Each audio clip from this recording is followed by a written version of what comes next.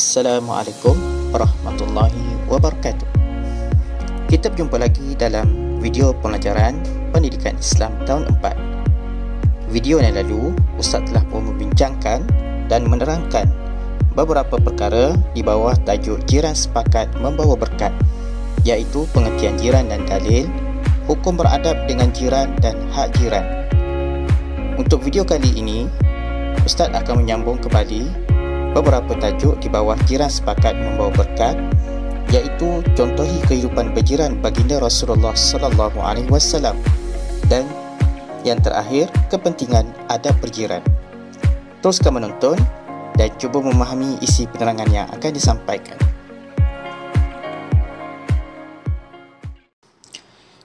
Anak-anak, Islam itu sejahtera dan pentingkan kedamaian.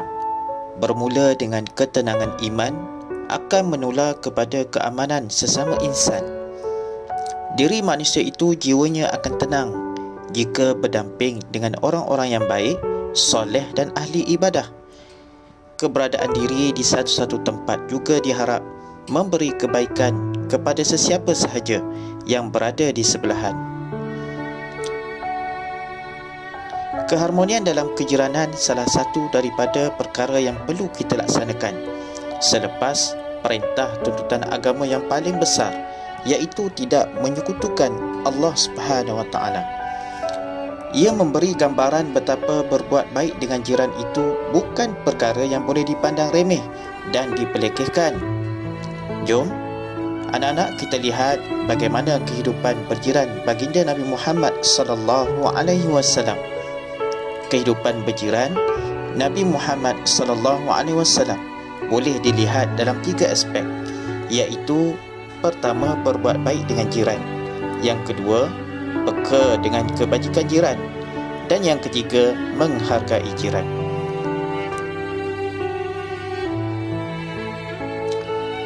Berbuat baik dengan jiran.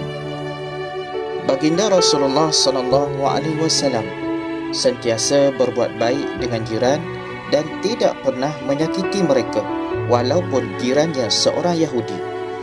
Sebagaimana satu kisah yang sahih di antara baginda Rasulullah sallallahu alaihi wasallam dan seorang budak yang berbangsa Yahudi.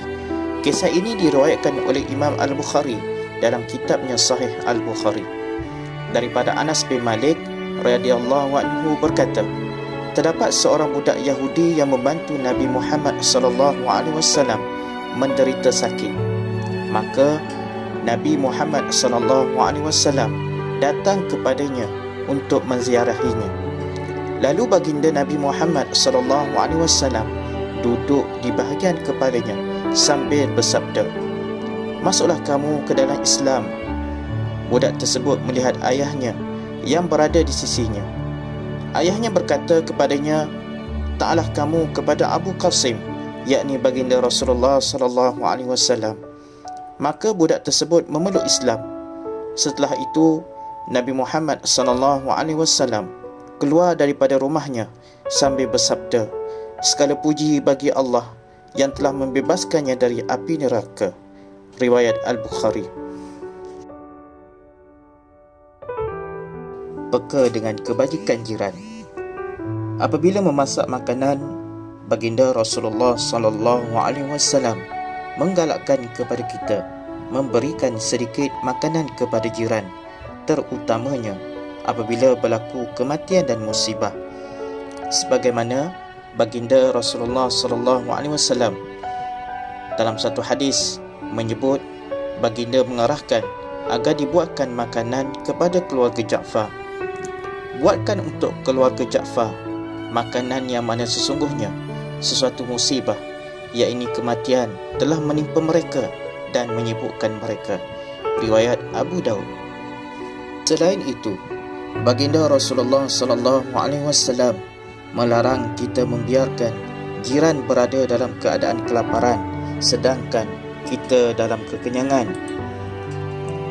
Sebagaimana satu hadis Nabi Muhammad sallallahu alaihi wasallam dari Ibnu Abbas, Nabi Muhammad sallallahu alaihi wasallam berkata, "Tidak termasuk orang mukmin orang yang kenyang sementara tetangganya kelaparan."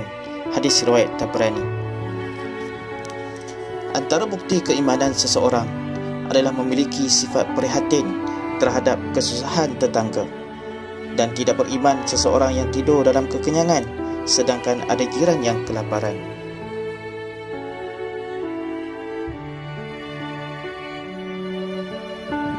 Menghargai jiran. Baginda Rasulullah SAW berpesan agar kita kerap memberikan hadiah kepada jiran dan mendahulukan jiran yang berdekatan. Sebagaimana hadis baginda Nabi Muhammad SAW daripada Aisyah radhiyallahu anha katanya, "Aku bertanya, wahai Rasulullah SAW, aku mempunyai 2 jiran tetangga yang berdekatan. Maka yang mana satukah boleh aku berikan hadiah?" Jawab baginda Rasulullah, "Berikan hadiah itu kepada jiran yang paling dekat pintu rumahmu." Selain itu, baginda Rasulullah SAW juga menegah kita meremehkan pemberian jiran walaupun kurang bernilai. Sebagaimana hadis Nabi daripada Abu Hurairah radhiyallahu anhu katanya, sabda baginda Rasulullah SAW, "Wahai perempuan-perempuan muslimat, janganlah menghina seorang jiran kepada jiran tetangga yang lain, sekalipun apa yang diberi itu berupa kaki kambing."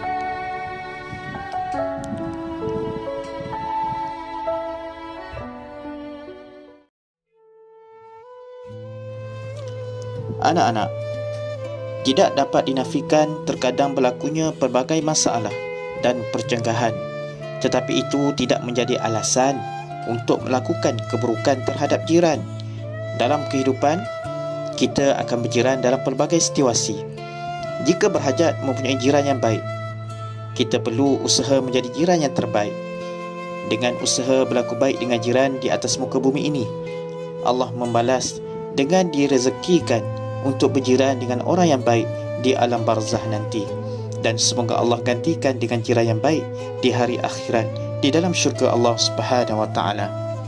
Seterusnya kita akan lihat kepentingan adab berjiran dalam 3 aspek, iaitu individu, masyarakat dan negara.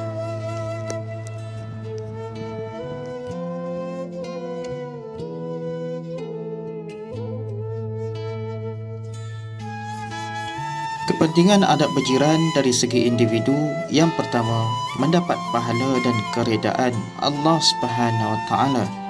Yang kedua, menjamin ketenangan emosi.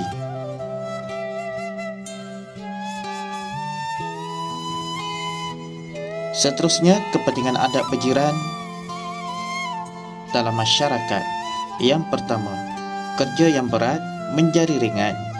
Yang kedua, hidup damai dan harmoni. Yang ketiga, gejala negatif dapat dibantras. Dan yang keempat, memupuk silaturahim di kalangan masyarakat.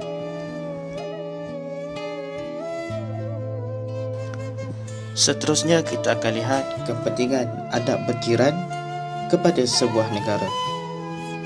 Kemakmuran sesebuah negara bergantung sejauh mana kemantapan dan keutuhan hubungan pada setiap lapisan masyarakatnya. Hubungan yang erat adalah antara ciri-ciri masyarakat yang berkualiti, iaitu sebuah masyarakat yang bukan sahaja mewujudkan suasana harmoni dan aman, bahkan menjadi aset paling penting kepada negara dalam usaha membangun dan memajukan negara, baik ketika senang mahupun susah. Kepentingan adab berjiran kepada sesebuah negara. Yang pertama, negara maju dan mampu menarik kedatangan pelancong. Yang kedua, ekonomi negara akan bertambah lebih baik.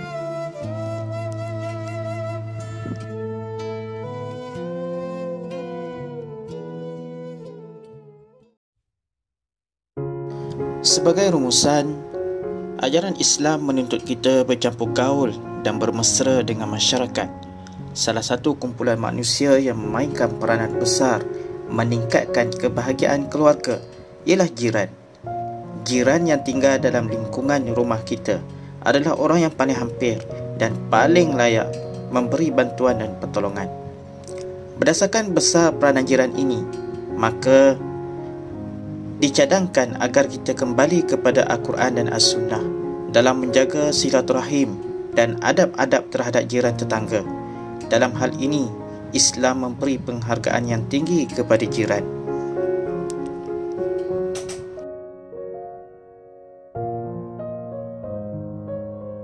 Terima kasih kerana menonton video sehingga akhir.